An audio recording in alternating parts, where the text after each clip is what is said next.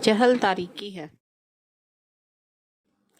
کسی جاہل نے دیکھا کہ بعض لوگ جب کچھ لکھتے پڑھتے ہیں تو اینک لگا لیتے ہیں۔ یہ دیکھ کر اس کے دل میں خیال آیا ہو نہ ہو یہ اسی اینک کی برکت ہے جو انہیں لکھنا پڑھنا سکھا دیتی ہے۔ یہ سوچتے ہی وہ فوراً بازار گیا، اینک کی دکان پر پہنچا اور کہا اینک خریدنی ہے۔ دکاندار نے بہت سی اینکیں لا کر سامنے ڈھیر کر دی اور کہا پسند کر لیجئے۔ جاہل نے ایک اینک اٹھائی، اسے ناک پر رکھا، سامنے ایک کتاب رکھی تھی، اسے اٹھا کر پڑھنا شروع کر دیا، لیکن کچھ بھی نہ پڑھ سکا۔ دکان والے سے کہا یہ اینک تو ٹھیک نہیں۔ دکاندار نے دوسری اینک پیش کی، اسے ملاحظہ کیجیے۔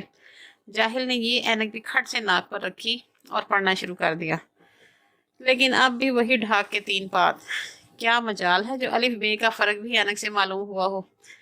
جاہل نے بڑی کوشش کی، یہ اینک ایک بھی حرف پڑھا دے، لیکن ناکامی ہوئی۔ ایک حرف بھی اینک نہ پڑھا سکی۔ آخر اس نے جھنجھلا کر دکاندار سے کہا یہ تو پہلی اینک سے بھی بدتر ہے۔ وہ بھی جلا بیٹھا تھا۔ اس نے کہا پڑھنا لکھنا آتا بھی ہے؟ وہ بولا بالکل نہیں۔ اگر پڑھنا لکھنا آتا ہوتا تو اینک خریدنے یہاں کیوں آتا؟ یہ سن کر دکاندار ہنس پڑا۔ جو دوسرے لوگ دکان میں موجود تھے وہ بھی اپنی ہنسی نہ روک سکے۔ ایک آدمی نے کہا یہ دکان مدرسہ نہیں ہے۔